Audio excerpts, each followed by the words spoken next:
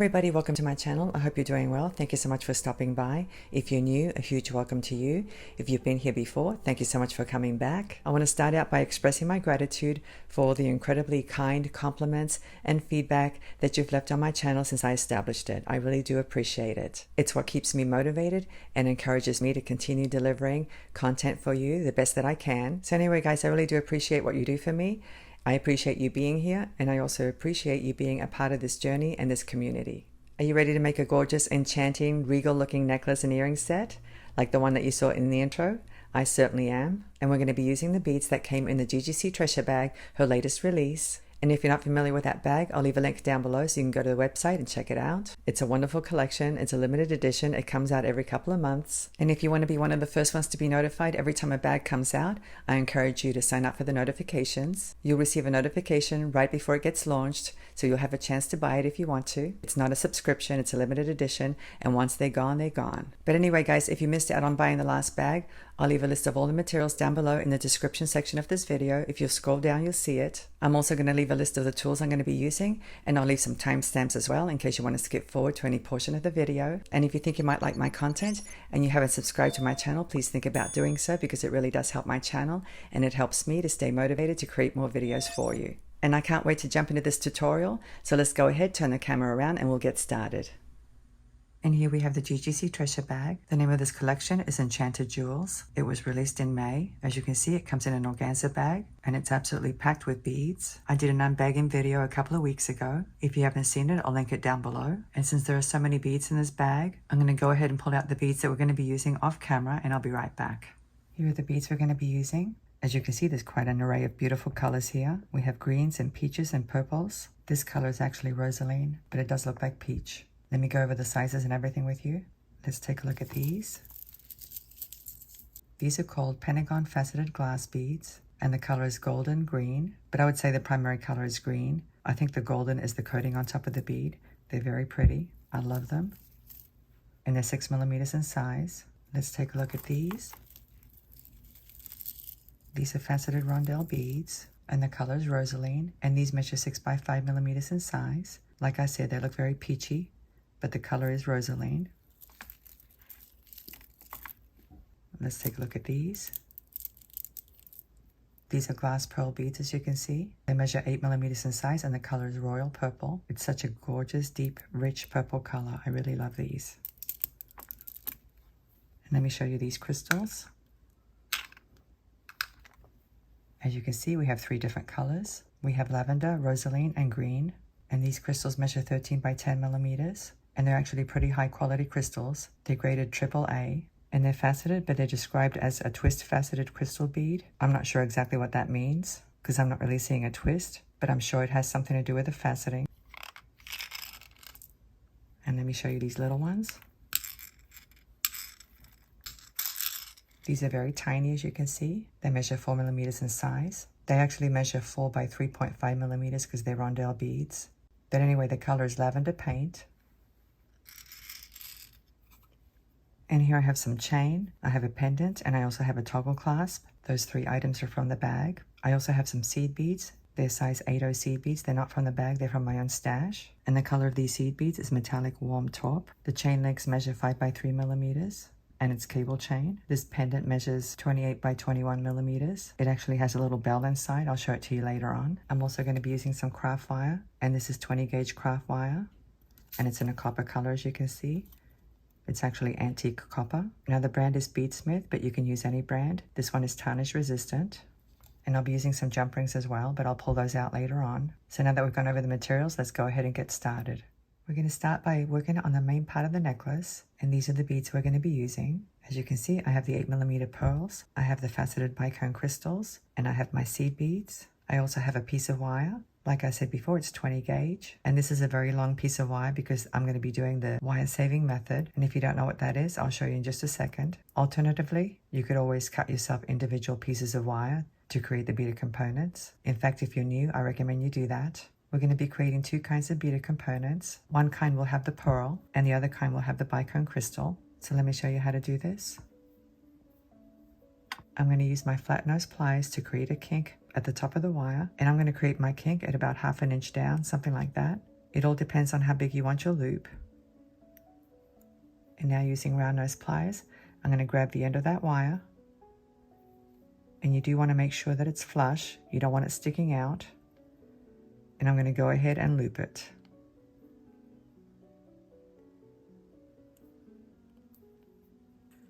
You want to make sure that you close your loop really well. And you want to make sure that it's sitting straight on your piece of wire. Just like that. And now I'm going to go ahead and slide on a seed bead and a pearl and another seed bead.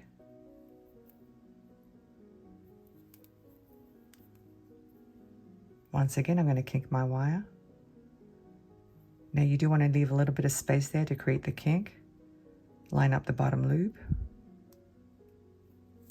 Snip off the excess.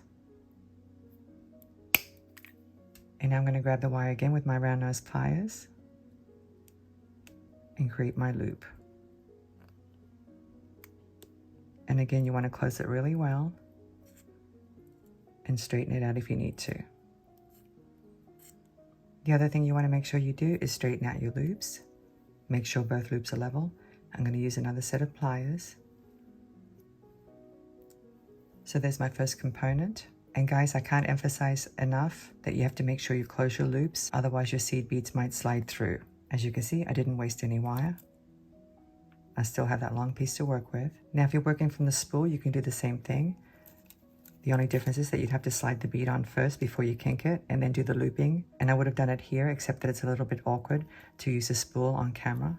There's just not enough room. And I'd probably end up knocking all these beads around. So let me show you the next kind of beaded component.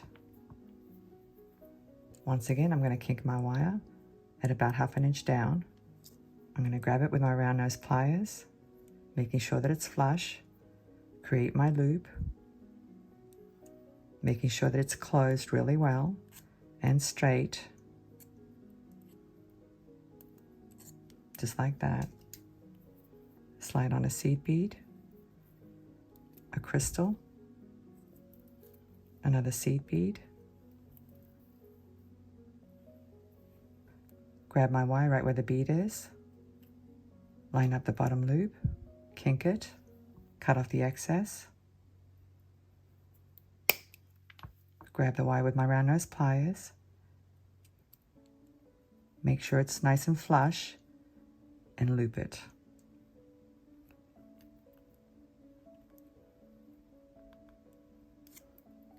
Make sure it's straight and make sure that it's closed, just like that. Let me straighten out my loops.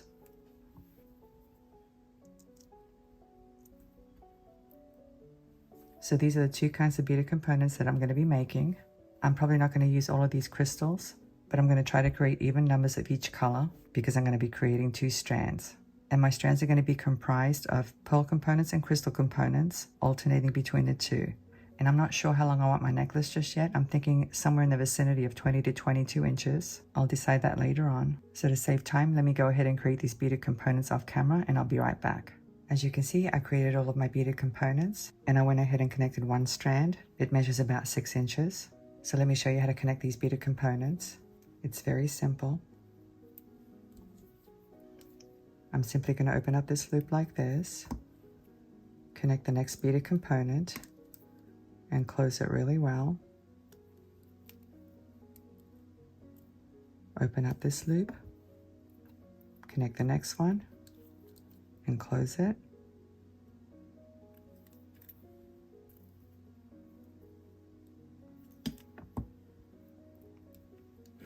So let me finish connecting the rest.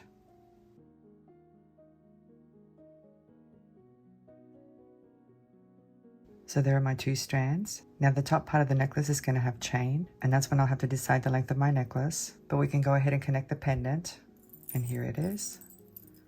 I love this pendant. It has a little bell inside. I think it's so cute. You can actually remove that. But look how cute it is. It's so cute.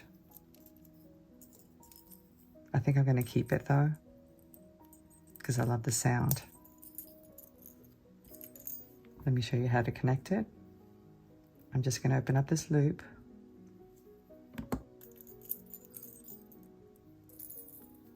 and close it up. And now I'll open up this loop.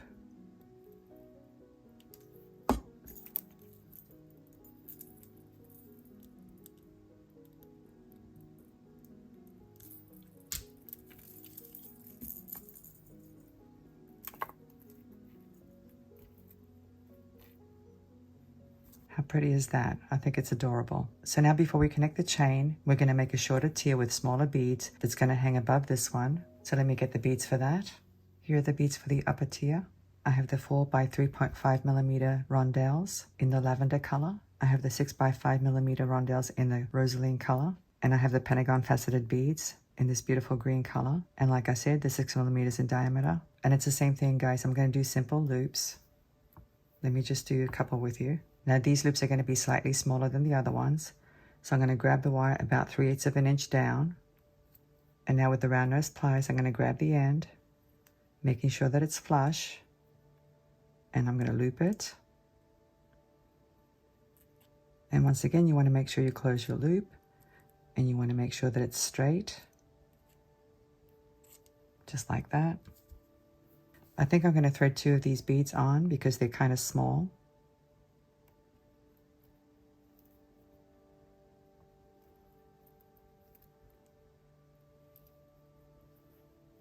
Once again, I'm going to grab the wire right where the bead is, line up the bottom loop, kink it, cut off the excess,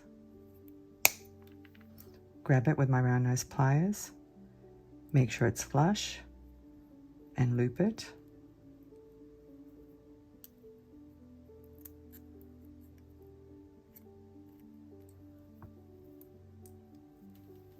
Let me make sure my loops are level. So that's one beaded component. Let me do another one. I'm just going to load one of these.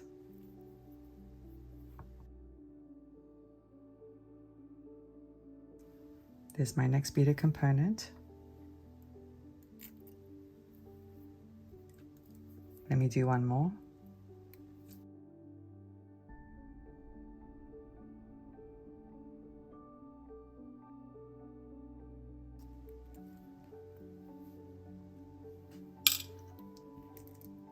So these are the 3 beaded components for this strand, and you would connect them the same way. I'm going to open up the loop, connect this one, close it,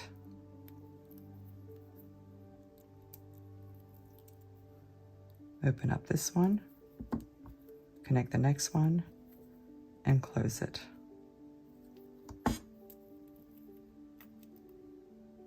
Very simple. And you would repeat the exact same pattern. The next one would be a lavender, then a green one, and then a Rosaline one, and so on until you get the length that you want. So let me do that off camera and I'll be right back. As you can see, I finished this strand. It measures about 10 inches. Now you could potentially just make a single necklace and make it a little bit longer if you wanted the option of wearing one necklace or the other necklace or both. That's actually what I prefer, but I know some of you like multi-strand necklaces, so I thought I would do that today. So now we're going to connect both strands as well as the chain. But I wanted to discuss the orientation of the loops of the beaded components. And I've talked about this many times in my tutorials. And I'm not sure if you can see this, but the loops on this beaded component are parallel to my mat or horizontal. But the loops on this one are vertical or perpendicular to my mat. So before you connect your strands, you need to look at that because you want to make sure that your loops are oriented properly in order to connect them to the chain. So I'm going to have to change this loop right here. So this beaded component is going to be a little bit different. It's going to have a loop that's perpendicular, this one right here, and this one will be horizontal, and that's perfectly fine. You're not even going to notice it. If you don't do that, the 2 tiers are not going to sit properly, and that's one of the issues that a lot of people run into. So let me go ahead and change it. It's very easy to do.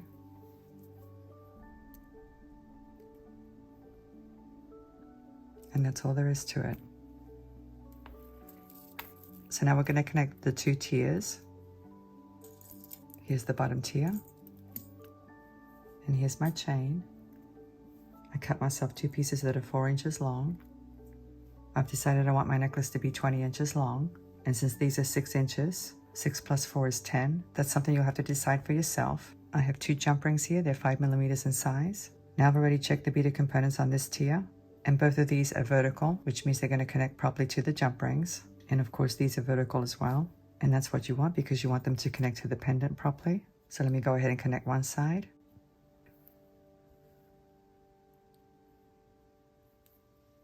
I'm going to open up this jump ring, connect this end, and connect this end, and the chain. Let me close up the jump ring.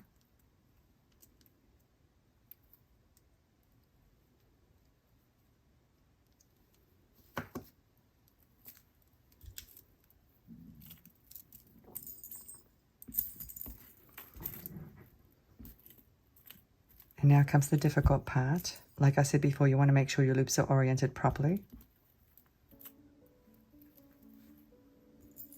So let me start with this lower one.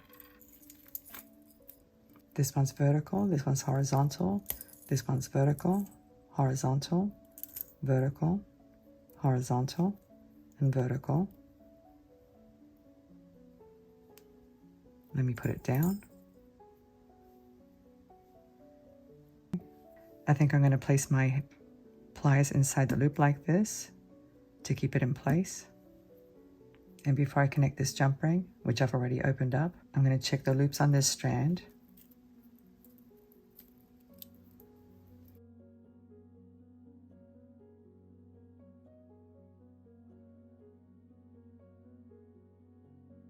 And I just realized that I need to do the same thing to this beaded component.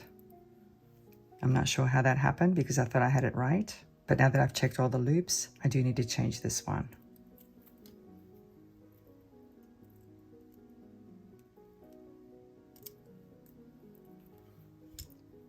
So let me check them again.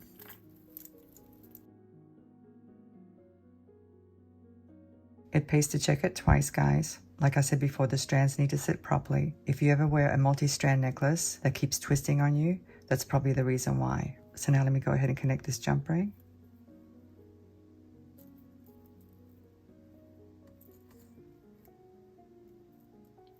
And now I'm going to connect this beaded component. And now the chain. And let me close it up.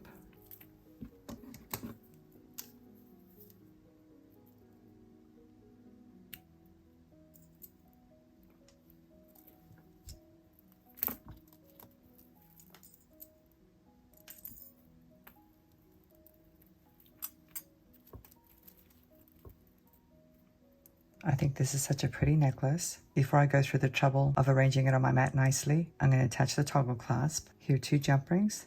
They're 4mm in size. And here's my toggle clasp. I'm going to go ahead and open up this jump ring.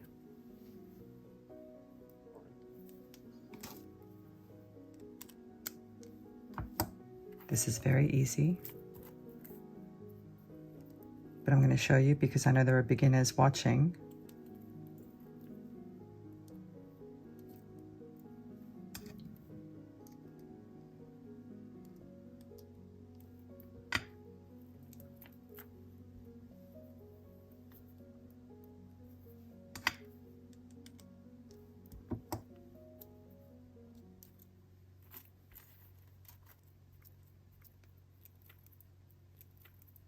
This is the easiest part of the tutorial.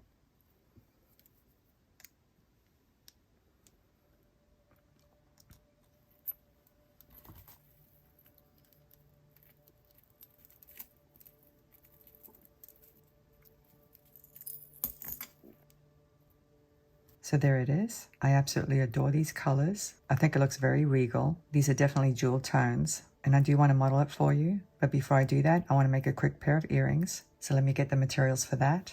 Here are the materials for the earrings. As you can see, I've already built one. And some of you may be thinking why I'm using silver toned ear wire hooks. They're actually stainless steel. That's all I use. I don't like to use anything else. A lot of people are allergic to base metals. I'm mentioning this because somebody once left a comment that I should have used different earwire hooks to match the metal of the necklace. I definitely don't like to do that. Some people are even allergic to steel, believe it or not. But out of all the metals, I think steel is the safest. Either steel or gold. And I guess silver too. But some people are allergic to that too. But anyway, these earwire hooks are from my own stash. They did not come in the collection. But I do have one of the Pentagon faceted beads, one of the 8mm glass pearls, and the faceted Bicone crystal. I do have a bead cap here from my own stash and a ball head pin. So let me show you how to assemble this. I'm going to slide on the bead cap first. You want to make sure that the ball doesn't slide through the hole of the bead cap. That's important. And now the crystal. And now the pearl. And now this one here.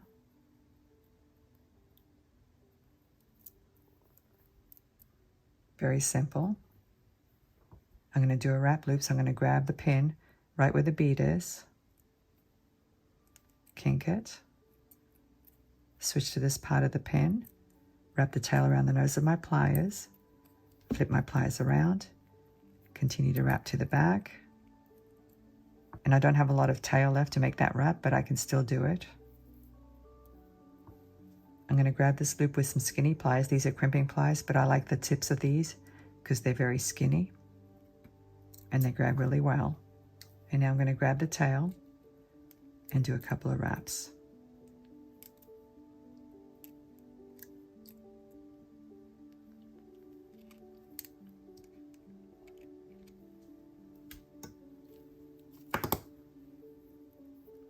And now I need to cut off the excess pin. I'm going to use my flush cutters. And if you see a little sharp end sticking out, you should tuck it in.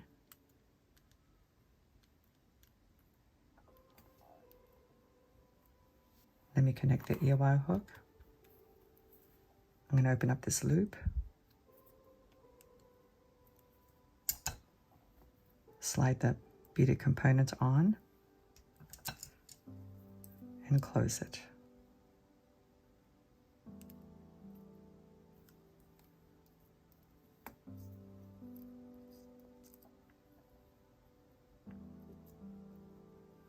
So here's a cute pair of earrings to match the necklace.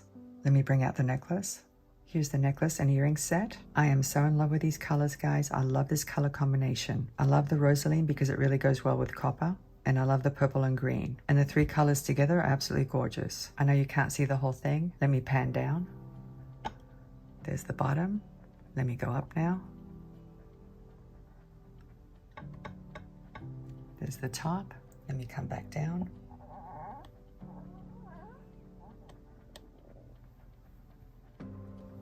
I hope you've enjoyed this tutorial. As always, I'd like to go ahead and put the necklace on. So let me go do that and I'll see you in a few moments.